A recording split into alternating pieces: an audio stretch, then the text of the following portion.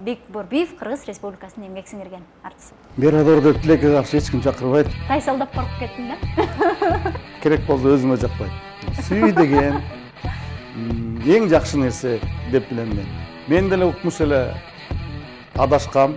Ушундай суроолордо берилеби? Силерде уулуңуз барбы башка жакта деп атасыздар, туурабы? Аны деле үмүттөндүм негизи. Эмне кереги бар? Ачыгын айтыш керек. Топчулардын үзүлгөнү менен сүрөттөсөк болот, туурабы? Кудай ырбады, ушуга чейин лимон жебей жүрдү дейсиң, жеп эле жүрөт. Кандай болгонумду дагы Фаридадан көрүп кете алышкан эмес. Кудалуу болсоң ал бакыт, келиндүү болсоң ал бакыт, уулдуу болсоң, балалуу болсоң, неберелүү болсоң, мына ушулар бакыт.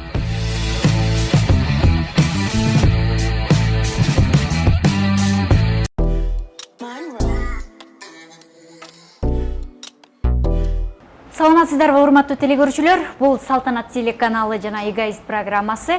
Бүгүн дагы өзгөчө мейманым менен сиздердин назарыңыздарда болом. Бек Борбиев, Кыргыз Республикасынын эмгек сиңирген артисти. Саламатсызбы, Бек мырза? Саламатчылык. Сизди Бекте баарыбыз эле ооз алышып калды, бирок өзүңүздүн ысымыңыз Берадор экени белгилүү. Берадор деп ким чакырат сизди? Берадор деп тилекке каршы эч ким чакырбайт. Досторумдун кээ бирлери тамашалап мага мындай тамаша сөз айткызы келсе Берадор деп калышат. Мен атамдын агазы бар болчу, Сулайман чоң ата деп койчук, ошол Сулайман чоң атабыз гана Берадор деп калчу мен кичинекейимде. Берадор Абдраимов деген футболисттин атынан коюлган. Өзбекстанда Пахтакор командасында ойнойт экен ал киши. Ошо мен төрөлгөн жылы СССРдин чемпиону болуп, атам аябай футболдун күйөрманы болчу. Анан атам ошол футболист болсун уулум деп, Кыргыздан чыккан чемпион болсун футболдон деп, ушундай бир ырым кылып өзү айтканына караганда ошондой болуп койгон экен да. Бильярдты жакшы ойноруңузду билем, бирок футболду ойноруңузду билбейт экенмин. Футболду эле жакшы ойнойм, бирок футболду көп ойнобой калдым. Мен волейбол ойнойм көбүнчө. Бильярдтагы талантыңыз дагы эле ташкындап атабы? Бильярдтан азыр мурдагыдай көп ойнобой калдым, убакыт болбой жүрөт. Бирок бильярдтан деле жакшы эле ойнойм. Чемпионсуз, калп айтпасам. Чемпион да болгом ооба. Сиз ошо бильярд жактан сиз менен тең тайлашкан ким бар бизде? Артисттерденби? Артисттерден Гүмөндөр байке бар. Гүмөндөр мырза. Гүмөндөр байкебизди бир 2 жолу финалдан утуп алдым. Эшенкул Барпиев деген тамада бар. Пакаларды экөөнү тең алдыга чыгара элекмин. Жакшы. Сизде эфирге келет дегенде Расул Маматкулов да бар. Расул Маматкулов да бар. Жакшы экен. Сизди эфирге чакырып жатканда негедир мындай ал тургай Фейсбуктан жазышкан күндө дагы мындай айбатыңыз, сүрүңүз билинип турду. Эфирге студияга келгенде дагы мындай тайсалдап коркуп кеттим да. Рахмат. Жок, дайыма эле. Билбейм мен, сиз мага кичине комплимент кылып атат окшойсуз, сүрдүүсүз деп. Андай деле сүрдүү, атайын сүрдүү болоюн деген деле оюмда деле жок. Неге антип айтып атасыз? Мен мындай комплимент катары кабыл алдым да, сүрдүү деле эмесмин мен. Мындай коркуп кеттим. Коркуп кеткенде мен мурда кийин сиз менен урушпасам эмнеге коркосуз? Жок, мурда кийин деле аябай көрүшүп сиз менен ушинтип отуруп интервью алып элек экен. Ырчы жигиттер кичине сүрдөөсү болот. Кыздар сиздер сүрдөөшүңөр керек да. Билишиме караганда эстрадада жигиттер абдан тайсалдап турушат, коркуп турушат, жазганып турушат, сизде? Менче сыйлап турушат деген тагыраак болот го дейм. Сыйлап турушат. Сыйлап турушат деген анан коркот тургандай мен ким элем? Эми инилериңиз кичине анча-мынча тентектик кылып койсо, бурчка такап коймой жайыңыз барбы? Андай инилеримди мен айтпасам, мен туура жүрдө десем, агасы болуп туруп, анан ким айтмак эле аларга. Ошон үчүн мен кичине жаңылышкан болсо, мындай жол көрсөтүп ага катары эгер ага ини мамилеси болбогон болсо мен айтпайм дагы, айтканга акым да жок. Өзүңүздүн мүнөзүңүз кандай адам? Бек Борбиев ал кандай киши? Бек Борбиев деген кандай киши? Кандай деп мактасам? Эми кандай деп мактасам? Кайсы бирин айтайын? Мен өзү аябай позитив кишимин. Позитив жүргөндү аябай жакшы көрөм. Юморду жакшы көрөм. Мындайча айтканда, буквально орусча айтканда, ар дайым юмор менен жүргөндү жакшы көрөм. Көчөдө дагы, үйдө дагы, жумушта дагы күлүп жүргөндү жакшы көрөм. Жанындагыларды күлдүрүп жүргөндү жакшы көрөм. Бильярд ойносом деле, волейбол ойносом деле ар дайым юмор менен сүйлөп, ушундай да мен өзүмдүн жашоом ошо, мүнөзүм ошондойго көнүп калган. Бек Борбиев ошондой позитив киши. Анан эми баягы ар жерден эле позитив боло берген дагы туура эмес болуп калат. Ошон үчүн көп жерде мындай өзүбүздү карманып, мындайча айтканда серьезный көрүнүп, олуттуу болуп көрүнүп коюшубуз мүмкүн. Бирок ал биздин мындай жалпы чыныгы мүнөздөмөмө жатпайт менин. Мен ошо позитив жүргөндү, күлүп, жайнап, каткырып жүргөндү жакшы көрөм. Жакшы экен. Бүгүн анда сизди ушундай позитивдүү жүзүңүздү таанығыбыз келип турат.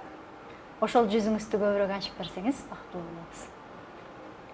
Бүгүн мындай серьезный көрүнөйүн дегем да. Жок, ошо деңизчи мени коркутпаңызчы.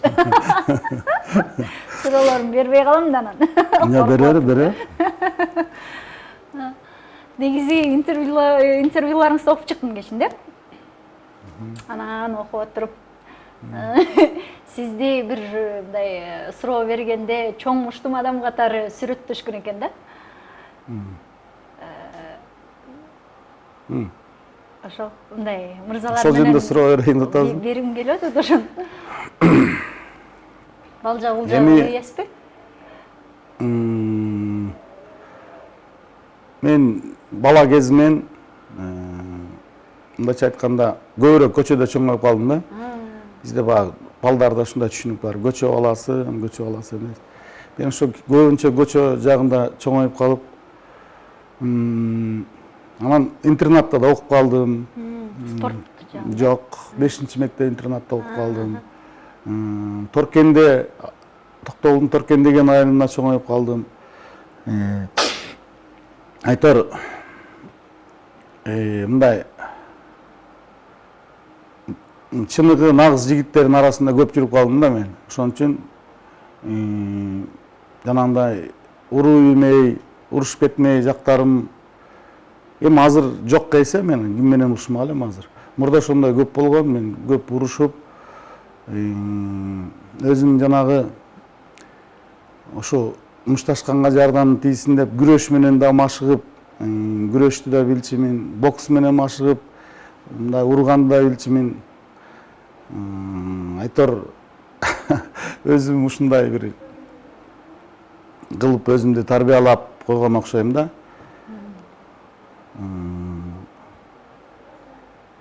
Анан кийин эми артист болгондон кийин мен бул көп ошондой терс кыялдарым, терс мүнөздөрдүн баардык көпчүлүгү калып кетти. Ошо жаш кезимде билген адамдар айтышчу, Бек, ушу сен артист болуп калып кана мындай болуп калдың, болбосо бир балекеттин үстүнөн чыкмаксың деп. Анан өзүм ойлойм да, ушу мен ушу ырчылык жака өткөнүм менен өзүмдү мындай бир башка жашоого алып келдим да. Болбосо мен чын эле мүмкүн жана көчөдө жүрүп, хулигандарга кошулуп, жаман иштерге барып, ушундай болушум керек деп ойлойм да, Кудай сактасын, эми андай болбой калды. Мени бул сахна, маданият тармагына келгеним мени башкача адам кылып тарбиялады да. Жакшы. Абдан кубанычтамын. Дагы эле ишенич жок дейсиң. Ырчылык жаатта атайын билим алгансыз, сабатыңыз Жок. барбы? Алган эмес. Ал каяктан келген өнөр? Мен музыкалдуу билим албай калдым.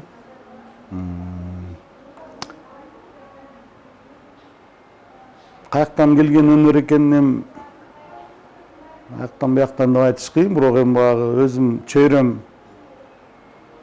дөм. Эми мындайча айтканда баягы орусча айтканда самоучкамын. Ошол. Аккордеонду өзүңүз үйрөндүңүз? Өзүм үйрөндүм мен.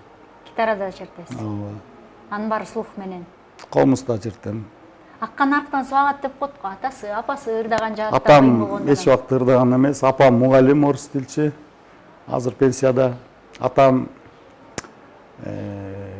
жанагындай партиялык кызматтарда, жетекчилик кызматтарда иштеп жүргөн киши. Өзүнүн кесиби боюнча агроном болчу. Ошол башка. Сиз ырчы болуп чыкканда алар кандай көз карашта болду? Ырчы болуп чыкканда албетте негизи ошол убакта билбейм, азыр деле ошондой түшүнүк барбы? Артист болуп мындай балам артист болуп калабы деп мындай өздөрүн мындай оскорбляться этишчи да ата энелер. Балам артист болуп гитара көтөрүп деп, ушундай аккордеон көтөрүп деп жүрүп калабы деп. Анан мен дагы жаңы артист болгондо, жаңы ырдап чыкканда көп атам капа болуп жүрдү. Мен өзүм политехте окугам. Жол куруучу болчу кесибим. Балам ушу институтта кесибиң менен иштесең болмок. Ата бабабыздан бизден ырчы чыккан эмес. Ата бабабыздан бизде даткалар болгон. Бизде эл башкарган адамдар чыккан. Сен эмне ырчы болуп атасың деп капа болгон. Анан атайын кызматта да иштеп көрдүңүз. Кыргыз патентте иштедиңиз, таможняда, бажы кызматкери болдуңуз. Анан ал жаккан жокпу, көңүлүңүзгө төп келбей койдубу? Жок, эми бул бир чети бажыда деле иштеп жүрдүм, Кыргыз патентте деле иштеп жүрдүм. Эми деле керегим тийсе иштеп бере берем. Мен эч мындай андан жаккан жок. Мага иштеген жакпайт экен. Же болбосо эки жумуш ырчылык тиги өнөрдү тигил иш менен айкалыштырып кете албайт экем дегенден алысмын. Айкалыштырып кете берсе болот. Ырчылык эч кандай жумушка тоскоолдугун тийгизбейт. Керек болсо президентибиз деле ырдап жүрдү го гитарачы. Президент болуп алып деле. Мен ойлойм, бул тоскоолдугу тийбейт. Мен ал жумуштардан кеткеним, мисалы үчүн Кыргыз патентте иштеп жүргөндө, таможняда иштеп жүргөндө экөөндө тең мен саясий өзүмдүн көз караштарым менен ошолор байланыштуу болуп калды мен жумуштан кеткеним. Мындай сизге олуттуу мамиле жасай алышат бекен же ырчы катары мамиле жасап туруп алыштуу? Кыйналган жоксузбу ушул жаатта? Жок. Ырчы катары кандай мындай, несерьезно дейсиңби? Ооба, мындай эми ырчы. Андайга жол берилбейт да. Жумуш деген жумуш, ким баягы кул алдында кызматкерлер андай кылып бул ырчы экен, ал бул деген андай жакта болбойт. Мамлекеттик кызмат деген андай болбойт, андайга жол берилбейт. Азыр кызмат сунуштаса баш тартмак эмессиз? Жок, эми азыр могу 50 жаш юбилейлик жыл болот эмдиги жылы мага. Ошол 50 жашты чоңураак кылып өткөрүш үчүн мен эч кандай жумушка азыр барганга шартым жок. Ошол 50 куракты өткөрүп коюп, анан кийин карап көрөбүз анан. негизи эле ушундай 1 жаштан 1 жашка өтүп атканда, мисалы үчүн 40 жашыңыз гүлдөп турган кырчындай кез, жигиттин гүлү гүлдөп аткан кез, анан 50 жашка аттаганы бул ырыңызда деле 50 жаш деген ырыңызда деле айтылып турат экен. Анан бир аз ичиңиз ачышып, жашым өтүп баратат, кап деген нерселер болдубу, ойлор болдубу? Эми аны ырда гана ошентип жазбасаң, эч ачышуу деген болбойт. Жашоодо болбойт бу? Эч андай. Аялдар депрессия болот да 40ка чыкканда. Эми аялдардын дагы мен болгон депрессия болгонун көрө элекмин, чын айтканда. Бул деген турмуш, бул деген өмүр. Ар бир жашыңда, ар бир жашың келгенде адам өзүн мындайча айтканда осознай бериш канчага чыкканын. Анан кийин ошондой эле кайра артка кетпешин билесиң мезгилдин, алдыга да кетпешин билесиң. Анан кийин ошол жашка чыкканыңа тобо дейсиң. Мисалы үчүн ушул жашка да жетпей калган досторуң болот. Сенден кичүүрөөктөр дагы бул жашка жетпей калгандарын көрүп билип туруп анан кийин ар кандай жанагынтип ичи ачышкан деген бул нерсе деген буга бир акылсыз эле адам ошентип ичи ачыштырбаса, же болбосо мындай билими жок, бир мындай кыска ойлонгон адам антпесе Кудайдын берген ар бир жашына, ар бир жылына тобо дешибиз керек. Анан кийин жанагынтип жаш көрүнүп, өзүнүн жашынан жаш көрүнүп, же болбосо жанагындай кейиген адамдар туура эмес деп ойлойм. Ар бир адам өзүнүн жашындай эле көрүнгөн жакшы. Мисалы үчүн мен 49 болсом, 49 эле көрүнгөнүм жакшы. Сиз мына 18-десиз, 18 көрүнгөнүңүз жакшы. Ушундай болуш керек деп ойлойм да мен. Анан кийин ал бул деп айтып берген бул менимче туура эмес. Жакшы, баягы жакшы сөз бар экен, чекени буруш басса да жүрөктү буруш баспайт дегенчи. Анын сыңары жан дүйнөдө дайыма жаш бойдон калат экен, сырткы физикалык жактан караганда учурда дагы. Сиздин жан дүйнөңүз канча жашта? Мен тамашалап айтып калам, мен жан дүйнөм бир 27-лерде болуш керек депчи. Бул эми тамаша. Албетте, адамдын жан дүйнөсү өзүнүн курагы менен эле болот, чын айтканда. Анан кийин жанагынтип тамашага салып жүрөгүбүз 15-те, 18-де, же 20-да, 27-де, же 30-та деп койгонубуз бул жөн эле тамаша. А жан дүйнө деген сенин табиятыңда, мисалы үчүн күз келген болсо, сен калп эле сыртынан жок, мына жаз келди деп айтканың болбойт да. Анткени ошол курак, ошол күз сенин жан дүйнөңдө болот биринчи. Анан кантип тигил жок, жаздын деле болуп атат деп ал сен өзүңдү алдаганың, башкаларды алдоого аракет кылганың да.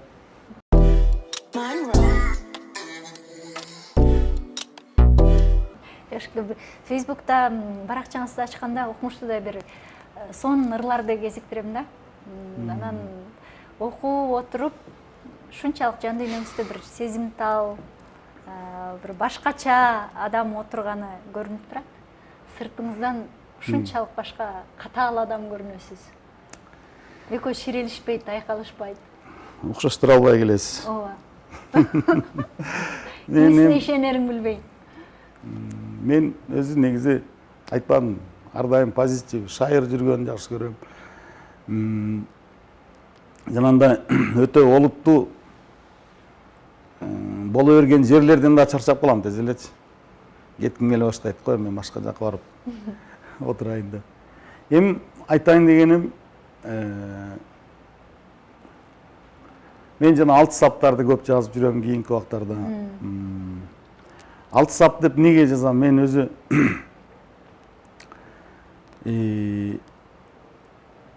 жазганга да жалкоомун да.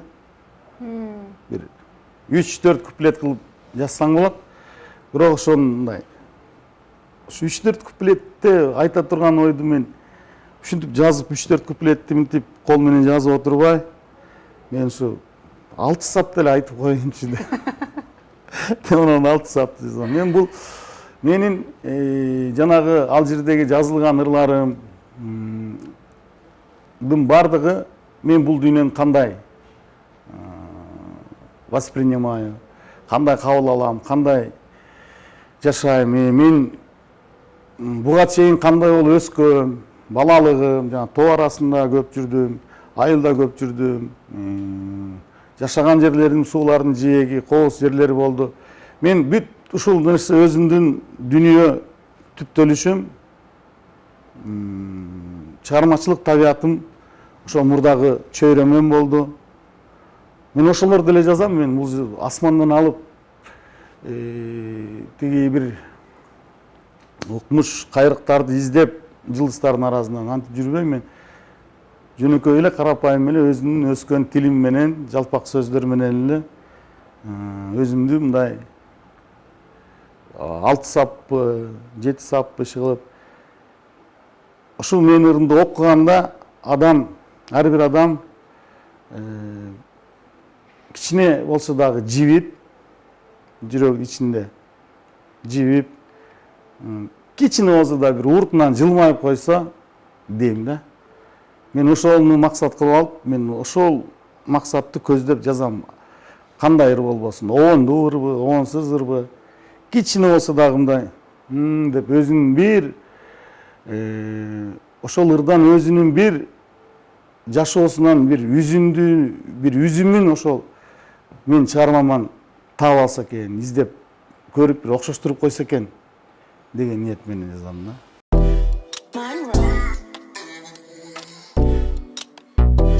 Ырларыңыздын баарын угуп отуруп, бир махабатты муш түшүнгөн, махабаттын майын чыгарган, арзунун деңизинде сүзгөн, сүйүүнү сизден бөлөк эч ким билбегендей элес калтырат да.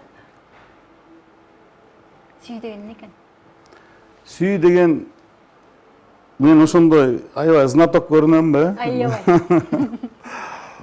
Эч кандай деле знаток эмес. Мен деле билбейм анын эмне экенин. Мен деле катардагы эле сиздерге окшоп кээде аны жакшы экен дейсиң, кээде бир ушул нерсенин кереги жок дегенге чейин бир ойлонуп бересиң. Муну эми түшүнгөн эч ким жок да. Болгон болсо биз бир формуласын, же болбосо бир түзүлүшүн, сүйүүнүн укмакпыз бирөөдөн. Ар ким өзүнүн акылына жетишинче, билиминин жетишинче, бул дүйнөнү таануу, жетишинче сүйүүнү түшүнөт деп ойлойм. Анан сиздин дүйнөңүз эмне дейт ал нерсени? Мен өзүм акылым жетишинче, билимим жетишинче гана түшүнөм сүйүүнү. Анын нар жагы кандай экенин деле билбейм. Мен деле мындай эл катары эле бер жактан эле билем. Сиз билимиңиз жетишкен жерди сүрөттөп бербей атпайсызбы? Мен сүйүү деген айтып атпайм. Сүйүү деген эң жакшы нерсе деп билем мен. Эркектер сүйүү алат экен. Бир убакта эң жаман нерсе деп ойлоп калышы мүмкүн ал жөнүндө. Кээде күйөсүң, кээде сүйөсүң. Кээде күйөсүң, кээде сүйөсүң. Вот. Ушуну айтайын деп атам менчи. Бекбайке, мындай аялга кызык, аял катары аябай кызыгам да ушу эркектердин жан дүйнөсүнөчү. Биз ушунчалык эмоционалдуубуз, бир сүйсөк берилип сүйөбүз, ишенип сүйөбүз, алданып сүйөбүз.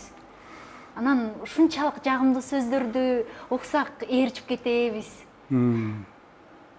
Силер ошол сөздөрдү чын жүрөгүңөрдөн, аркы жагыңардан чыгарасыңарбы? Эми мен айтайын дегеним, сен айтып атпайсың, мен знаток деп атпайсың, абдан сүйүүнү укмуш. Мен деле укмуш эле адашкам. Сүйүү ырларын аябай кыйын болуп жаза бергени менен мен деле аябай адашуу, жаңылууларды абдан көп кылгам. Ушул именно ушул сезимдер боюнча, сүйүү сезимдери боюнчачы. Мен чын айтканда знаток эмесмин сүйүү боюнчачы. Мен деле билбейм ушу. Мен деле ушу эл катары эле адашып, жаңылышып, бирине чалынып, чулунуп эле ушинтип эле жүрөм. Бул бул жаатта делечи. Анан кийин жанагы айтып аткандарыңна аялдар ушинтип сүйөт, а эркектер кантип сүйөт.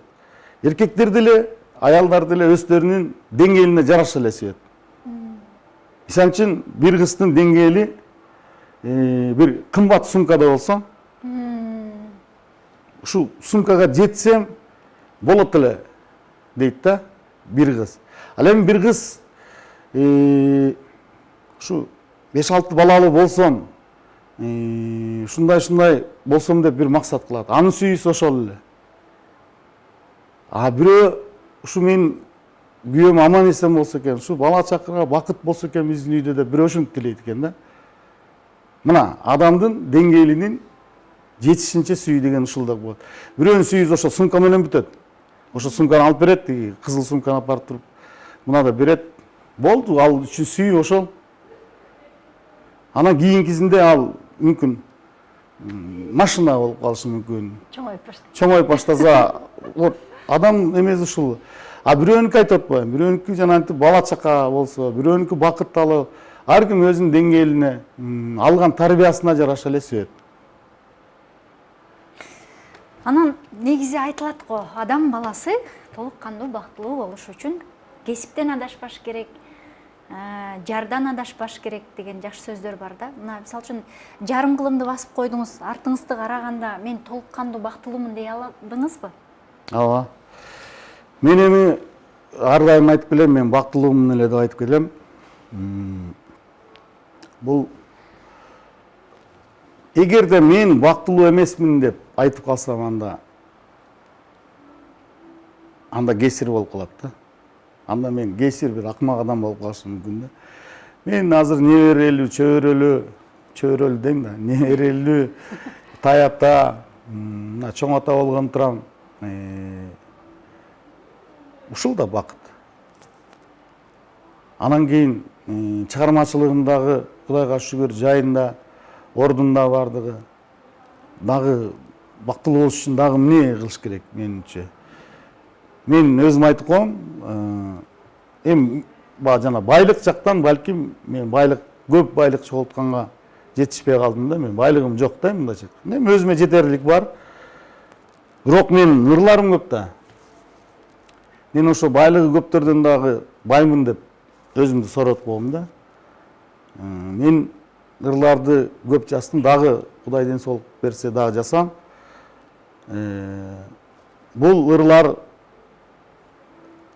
Кыргызга алдыңкы 100 жыл да кызмат кылат деп ойлойм да. Анан мен бактысызмын десем, ким мени түшүнөт? Акмак экен деп ойлойм меничи. Чычкандагы кафеңиз, той куш бизнесиңиз, бизнестериңиз көп го. Эмнеге бай эмессиз? Байсыз. Той куштарым жок болгон. Бүтүп калды. Той куштарын баарын жок кылышкан. Чычканда биздин үй бүлөгө тиешелүү кафем бар, мейманканасы менен. Эми ошол байлыкпы? Эми андан сырткары деле бизнестериңиз бар. Андан сырткары деле бизнесим жок, чынын айтканда. Менин бизнесим ырдоо. Той-пой, концерт. Ошо менен эле мен жашап келатам, жашап жүрөм. Мага бирөө башка бизнесин берген да эмес, бизнес. Чын айтканда кыла алган деле эмес. Мен өз бизнесмен эмес экенмин да, өз негизичи. Анан кылганга да убактым да болгон эмес. Анан ошон үчүн ушундай. Жакшы. Анан ырларыңыздын сөздөрүн карап отурсак, оригиналдуу сөздөр. Ушунчалык оригиналдуу. Аны бир да ырчынын сөзүнөн таап албайсың. Ал сөздөрдү жазыш үчүн ал жөн эле мындай бирөөнү карап эле жазбайсың да, аны көкүрөктөн чыгарасың, көкүрөккө жетиш үчүн. Анан жанагы балаң мага окшогон деген сындуу ырлар кантип жаралат, кайдан жаралат? Интервьюңузда сиз менин катыштыгымда болот ар бир ырда, жашоомон алынат дептирсиз. Эми мындай да, мен ырларымда жанагындай бир эски сөздөр, эл колдонбогон сөздөрдөн угуп калышат, угуп калып жүрөсүздөр да. Мен ал сөздөрдү бир жактан издеп колдонбойм. Мен колдонуп жүргөн эле сөздөрүм. Анан бул сөз кайдан таап алдың, бул сөз кайдан таап алдың деп эле таң кала беришет да, билбем. Токтогулда ушундай эле сөздөр менен сүйлөйбүз биз. Ушундай эски сөздөр колдонуп эле жүрүшөт. Мисалы үчүн мен туугандарым, бир туугандарым мен өскөн чөйрөчү. Маанисине келсек. Ал эми берки уулуң мага окшогон жөнүндө айтып атасың. Мен уулуң мага окшогон деген сөздө окшоном деген сөздү айтып атышың мүмкүн, окшоном деген кыргызда сөз. Андай сөз жок кыргызда. Мен бул ырды чынын айтканда тамашалап эле Чыгарып койдуңуз. Сизге ырдап жүрчүмүн мен. Муну үчүн да тамашалуу. Анан кийин эле айтып калышты, "Мына ырың жакшы экен" деп жанындагы сахналаштырчы. Ушуну мындай ырдап жастырып койбойсуңбу деп анан кийин мен айткам, бул жерде окшоном деген сөз бар, бул мындай сөз жок. Аны алмаштырып койду. Аны алмаштырган кезде ал эч эле башка сөз келбейт экен ал жергечи. Именно ошол сөз керек. Окшономдон башка сөз отурбайт да. Ошентип туруп анан ошол ырды ошондой боюнча кеткен. Эми мааниси нар жагы боюнча сиздин сурооңуз эми уулуңуз барбы башка жакта деп атасыз да, туурабы? Ооба, ошондой. Тиянан келаткан болчумун мен. Сиздин кандай деп ойлойсуз? Эмне деп жооп берем мен? Албетте жок. Тиешеси жок мага бул ырдын. Ошону эле билейм. Деген? Ооба, бар деп туруп анан бир агынан жарылатып кетип аттың эле. Аны деле үмүттөнгөм негизи. Эмне кереги бар? Ачыгын айтыш керек.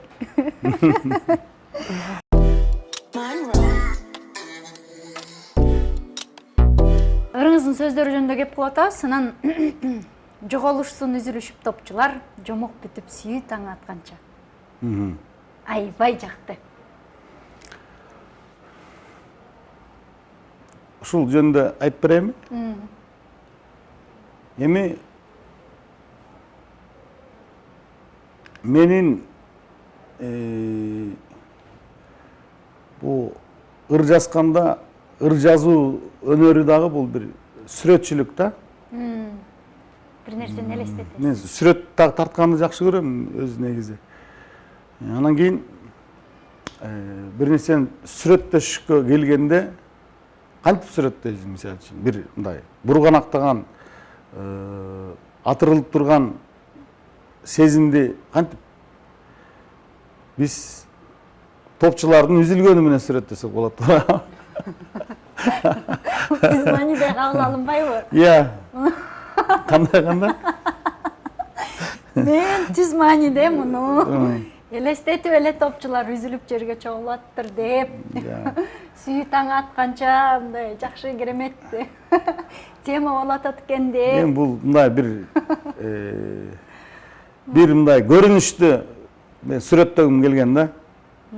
Эми ошону сүрөттөй алдымбы, алган жокмунбу? Бул эми окурмандардын, сиздердин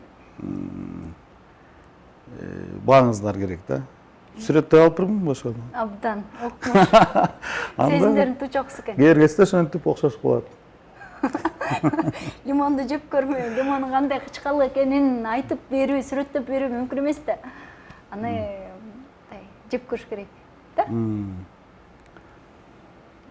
Эми Кудай ырбады, ушуга чейин лимон жебей жүрдү дейсиң, жеп эле жүрөм. Жакшы экен. Сон жооп болду. Ырчылык жаатта атаандашым деп айткан экенсиз, сол учурундагы Чубак мырзаны ошо дүркүрөп турган кезде ошол кишиге атаандашып чыккам деген экенсиз. Андан кийин чыккан ырчыларды эмнегедир теңиңизге албай коюп турсуңуз. Жок. Бир да атаандаш чыккан жокпу? Мен Чубак Сатаевди эч убакта атаандашым деп айткан эмесмин. Мүмкүн балким туура эмес жазып алышса керек, түшүнүп алышса керек маанисинчи. Бул жерде Чубак Сатаев уже дүркүрөп турган убак болчу. Мен чоң сахнага келгенимде ал киши мен атаандаштыгымды тогото турган түрү жок болчу. Анан элдер бизди, мени атаандашындай, Чубактын атаандашындай көрүп калышты да, Чубак экебиздинчи. Бирок мындай реально биз мындай айтканда биз экөөбүз абдан атаандашым мейли ал киши менин агайымдай болчу, жол көрсөтүп, мисалы үчүн ошол эле сахнада жүрүү же болбосо сахнадан сыртында за кулисами жүрүү боюнча мага мындай жол көрсөткөн агайымдай адам болчу. Ал кишиге ал убакта атаандаш боло турган эч ким жок болчу. Атаандаш Чубак Сатаевго болобуз деп дагы эч ким ойлончу эмес. Анткени ал киши уже бүт элдин толук сүймөнчүлүгүн алып койгон киши болчу да. Азыр деле мисалы үчүн жаш муундардын арасынан карап отурса, сизди мындай ырдоо жаатыңызданбы, ырдоо манераңыздыбы айтор көчүрүп, ырдап, анан катуу атагы чыгып аткандар дагы бар. Анан ошолорду көрүп кандай ойдо каласыз? Сыймыктанасызбы же ичиңиз таарыйбы? Эми анын жок, ал мисалы үчүн көп эле айтып эле жүрүшөт өздөрү деле. Эми сиз жана Гүлжигитти айтып атсаңыз керек. Мага окшоп ырдайт. Гүлжигит өзү деле мага айтат, Бек байке, ушул сиздин ырларыңыз мени чоңой койгон. Жазсам деле кээ бир ырларым сиздикине окшоп калат, ырдасам деле окшошо берет. Эми дейт, мен эмне дейм анан? Сен жок, башка жактан өсүшүң керек эле деп айтмак белем. Мен ырлар менен өскөн болсо, мен үчүн бул тескерисинче сыймык алып келиш керек. Мен аларга мындай туура түшүнөм. Мен деле чыгармачылыгым башталышында балким бирөөлөргө окшогондурмун. Кийин барып анан өздөрүнүн жолдорун таап кетишет. Мага окшоп ырдаган балдарга мен кантип жаман сөз айтышым мүмкүн? Менин ырларым менен чоңойгон балдар болсо, мен эмне башкача ырдай алат деп кантип айтам? Мезгил ошондой болгон, мен ырларым менен чоңоюп калган. Ага менин дагы, алардын дагы күнөөсү жок да. Мен бул жерден бир гана сыймыктанышым керек. Ушундай менин чыгармаларымды кандайдыр бир муундар угуп чоңоюшканда. Анан мага окшоп, мени туурап ырдап дагы популярдуулукка жетип аткан, менин ырларым ырдап популярдуулукка жетип атканы дагы сүйүнөм, кубанам, сыймыктанам. Жакшы экен. Анан ырларыңызды ошол эле бардык чыгармаңызды биз деле ошо жалаң эле сиздин чыгармаңыздар менен өсүп калдык да. Угуп отурсак, мындай сиздиге бир көбүрөөк сүйгө жакын адам катары элестетет да. Анан сизди эми келбеттүүсүз, таланттуусуз, баардыгы ашыгып турган жигиттердин бирисиз. Анан сизди сүйдүрүп, жетелеп кеткен айымдар болдубу жашооңузда? Ушундай суроолор да берилеби силерде? Ошон үчүн ийгайсыз. Мен эми албетте андайлар да болгон, жок эмес десем дагы калпыча болуп калам. Ошон үчүн чындыкка жакыныраак кылып айтсам болгон. Мен азыр мына 49га чыгып калдык. Мен 20 жашымда, силер али бешикте жатканыңарда, ошол убакта жаш кезимде мен абдан сымбаттуу, чырайлуу жигит болчумун. Ошол убактарда болгон. Бирок кандай болгон күндө дагы Фаридадан бөлүп кете алышкан эмес. Айланып кайра келип калчу. Ат казыгын тапты да. Ушундай болчу. Фарида эже демекчи, баягы СМСтерге, телефон чалууларга такыр көнбөй койду деген жообуңузду окудум интервьюңуздардан. Анан азыр кантти? Дагы эле ошол кызган сезимдер? Жок, азыр көптөн бери андай жок.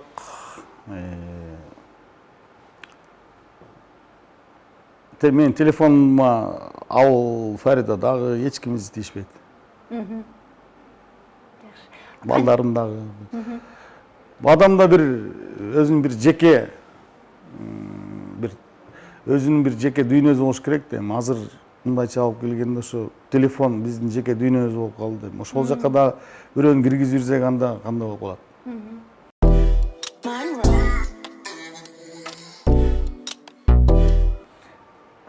жубайыңыздын эмнеси сизди мындай көбүрөөк тартат? Эмнесин жакшы көрөсүз? Эмнесин сыйлап алдыңыз эле? Эми Фариданын эң биринчиден бир алтын касиеттеринин бири күйөөдөй сыйлаганды билет. Кандай болгон учурда дагычы мен өйдө болуп жүрөмбү, ылдый болуп жүрөмбү, бул жашоодо кыйналып жүрөмбү, кыйналбай жүрөмбү, баарын бир убакта бирдей карайт. Андан сырткары эч убакта мага, жолдошуна, күйөөсүнө мындай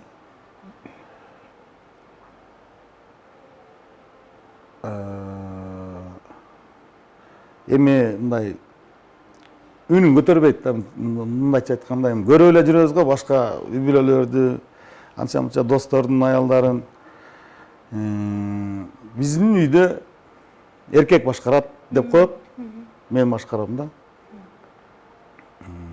Анан өзү андай мындай эмелерге кийлигишпейт, башка адамдардын сөздөрүн да укпайт. Айтор, мындайча айтканда, Фарида үйдүн коломтосун, дагы отту өчүрбөгөнгө бардык мүмкүнчүлүктөрүн кылат. Балдарыңыз өзүңүзгө окшош, Бабыр өзгөчө? Балдарым тайкелерине да окшош, мага да окшош. Эркек бала деген апа жагын тартат, тай жагын. Тай жагын тартат. Кыздар мага окшош десең болот. А кыздар ата жагын тартат, окшош болот. Генетикасы көбүрөөк кетет да. Эркектердики апа жагынан кетет көбүнчө. Эртайын тартат турбайбы? Уулду кантип тарбиялаш керек экен? Сиз кантип тарбиялайсыз? Какыс кукус кыласызбы? Жок, эми кичинекейинде бейбаш кезинде таяк жеп калышчу менден. Эми азыр экөө тең чоң, бой жетип калышты. Балдарды мен атаман кандай тарбиялаган болсом, ошондой тарбиялайм. Тарбияладым да. Өзүнчө бир американский, же болбосо европейский стандарт менен тарбиялаган жокмун. Мен ошо токтолду эле.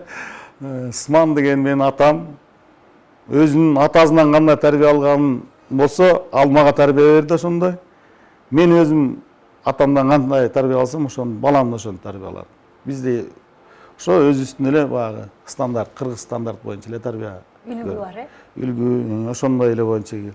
Эч кандай мындай чет жакка окутуп же мындай кылган жокмун, ага шартында келген жок. Женекей эле карапайым мектептерде окуп бүтүштү. Азыр экөө тең иштеп атат. Жакшы эле. Неберелүү, мындай жейин неберелүү болуп калыптырсыз. Сизди тай деп турса, кандай экен, кандай сезим экен? Тай табылгондо, жаңы болгондо, эми азыр бизде 4 неберебиз бар. 2 кыз, 2 уул. Жаңы болгондо абдан бир мындай. Мен илгери тайтамды эстедим да. Таята болгондо таятаңды эстейт экенсиң. Таятам ошондо мен таятамды мындай каза болуп калган көп жылдар болду. Мындай эстесем, ошондо ал киши бир 55 курактарда экен да. Анан 55 курактарда экен, жаш эле экен да көрдү. Мага чын айтканда чал эле көрүнчү. Анын үстүнө ал киши сакал да коюп алчу, мурут да коюп алчу, анан кийин тебеттей кийип алчу, чапандарды кийип алып келип калчу үйгөчү. Ошондо бир чоң эле чал эле болуп калчу да. Анан биз азыр тебеттей чапандарды кийбей жүрбөйлү. Болобуз биз деле чал болуп калмакпыз. Анан абдан бир толкундануу сезим болду. Бул да жана айтып кеткендей, таяталыктагы бирөөгө буйруйт экен, бирөөгө буйрубай калат экен. Мага ушу буйруганына тоо деп жакабызды карманып Анан кийин абдан сүйүндүк, кубандык. Ушул да бакыт. Бакытты башка жерден барып мындай издештин кереги жок. Бакыт деген мына ушундай. Каятта болуп атсаң, мына ошол бакыт. Чоң ата болсоң ал бакыт. Кудалуу болсоң ал бакыт. Келиндүү болсоң ал бакыт. Уулдуу болсоң, балалуу болсоң, неберелүү болсоң, мына ушулар бакыт. Жакшы. Кичинекей бала чагыңызга кайрыла турган болсок, кичинекей бек ал кандай эле, эмнени жакшы көрчү, эмнелер эсинде? Мен кичинекейимде мен бардык эле балдарга окшоп көчөдө көп ойночук.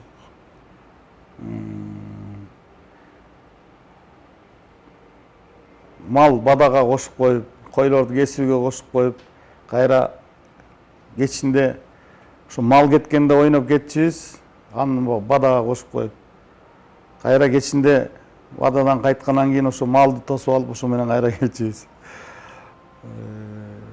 Анан кийин чоң апаман деги эле тил укканым эле ошол тамак жебей кечке ойноп жүрө бересиң. Ошо эмнеге тамак жебей жүрдүң деп чыбыктан жеп калчубуз кичинечи. Андан сырткары кийин бой жеткенде Торкендин суунун жээгинде балык көп кармачубуз. Эрмегибиз эле ошо балык кармоо болчу биз досторубуз менен. Ал убакта Маринка деген балыктар абдан көп болчу. Үйдөгүлөр деле балык жебейт.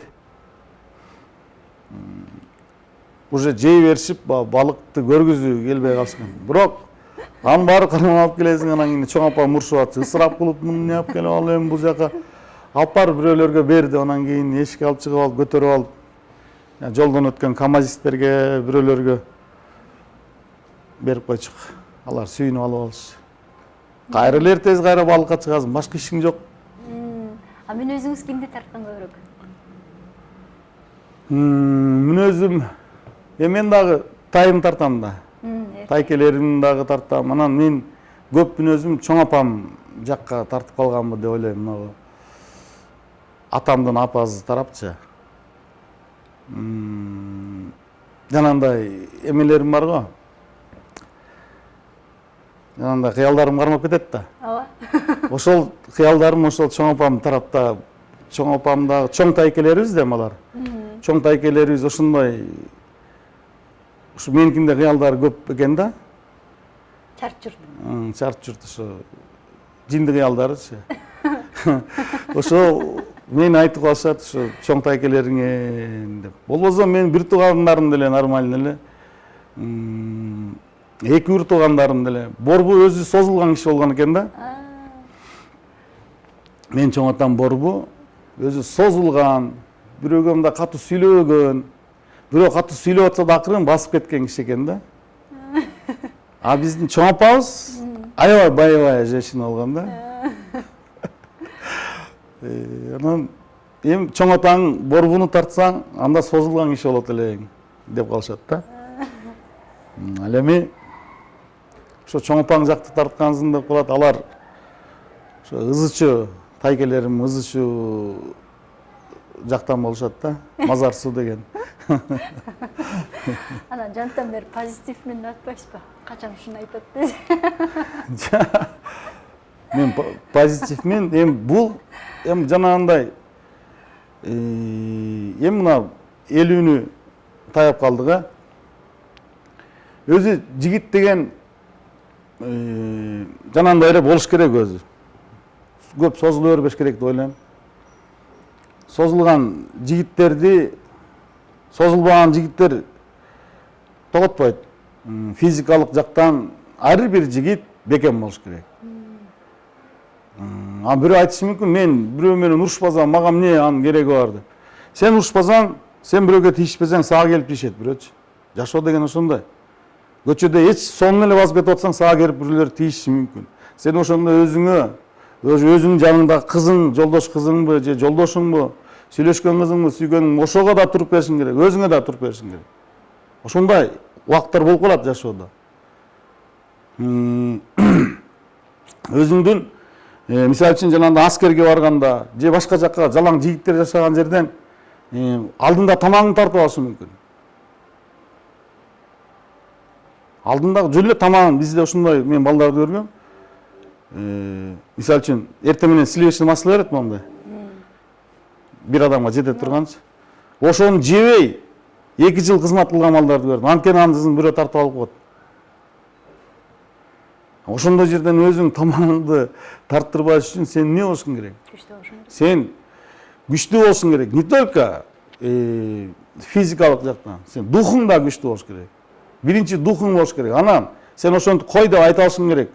Бирөөнү бир алы жок баланы бир алдуу бала келип жөн эле былчылдатып сабап аткан болсо, мисалы үчүн да, эч себепсиз эле. Ошону сен кой деп айтканга, ошону коргоп калууга сен кичине болсо да күчүң болуш керек. Күчтөн мурда духуң болуш керек. Кой аны эмне сабап атасың деп айтканга. Ошон үчүн мен ойлойм, бул албетте аша чаап кеткен, агрессивдүү боло берген бул дагы туура эмес. Чеги болуш керек бардык нерсенин. Багы мен күчтүүмүн, мен эмемде эле бирөөнү баса кала бербеш керек, бирөөнү сөгө бербеш керек деп ойлойм. Бардык нерсенин чеги болор, чеги менен болгон жакшы. Эр жигит болгондон кийин. Жакшы. 49 жыл сизге кандай сабак берди? Ушул турмуш сизге эмнени үйрөттү? Сиз азыр көрмандарга бул мондай экен, тажрыйбаман алганда, тигиндей экен, жашоо мени ушуга үйрөттү, тарбиялады деген эмне сөздөрүңүз бар? Эми мен 49га чыгып, анан кийин бир 80деги абышкаларга окшоп бир нерселерди айтып отургандан алысмын азыр. Эми турмуштун 49 жыл ичинде бир тарбия бул нерсени үйрөттү, тигини үйрөттү деп. Анан кийин эми 49 жаш өзүнүн ошо 49да эле акылын үйрөтөт экен да. 60-60дай, 70-70дай. Баягы турмушта мен бардыгын билип калдым дегенден мен азыр алысмын да, айтайын деп атканым. Көп жашаган билбейт, көптү көргөн билет деп. Жок. Балким ошондой. Мен азыр айтайын деп атканым, мен азыр турмуштан бардыгын билип калдым. Мени турмуш сонун кылып, сонун жакка үйрөтүп койду дегенден алысмын. Антип айтканданчы. Антип айта албайм азыр. Анткени азыр деле жанагындай көрпенделик болуп, жаңылып деле калышым мүмкүн, адашып калышым мүмкүн, чалынып кетишим мүмкүн, жыгылып кетишим мүмкүн. Ошон үчүн азыр айтыш кыйын да мага. Менин бардыгын турмуш деген многуга үйрөттү. Мен абдан сонун идеалдуу болуп калдым дегенден алысмын. Бирок турмуштан өткөн жакшы мугалим жок а? Турмуш гана үйрөткөнүн адам унутпайт экен да. Мугалимдикин унутуп калышы мүмкүн экен. Бир чоң атаң келип акыл айтса, аны унутуп калышы мүмкүн экен. А турмуш үйрөткөн болсо, аны эч качан унутпайт экенсиң да. Жакшы экен. Бек мырза, аябай сизди ашыгып күткөнбүз. Келип бергениңиз үчүн абдан ыраазымын. Сонун нерселерди айтып бердиңиз. Ошо рахмат, иштериңизге ийгилик. Мындан ары дагы көп сонун бир өзгөчө чыгармаларыңызды жарата бериңиз. Эргүүңүз эч качан үзүлбөсүн. Рахмат. Ажыраак рахмат. Сиздерге дагы чыгармачылык жамаатка, өзүңүзгө чоң рахмат. Ийгиликтериңиздер боло берсин. Биз сиздерди күтүп телевизордон көрүп отура берели. Сүйүнүп. Рахмат. Урматтуу телекөрүүчүлөр, бүгүн Бек мырзанын дагы жан дүйнөсүн ачканга, кайсы бир жерлерин сиздер менен жакшыраак тааныштырганга аракет кылдык. Канчалык ачалдык, канчалык ачалган жокпуз, ал сиздин баамыңызда болсун. Кайрадан көрүшкөнчө саламатта, аман туруңуздар.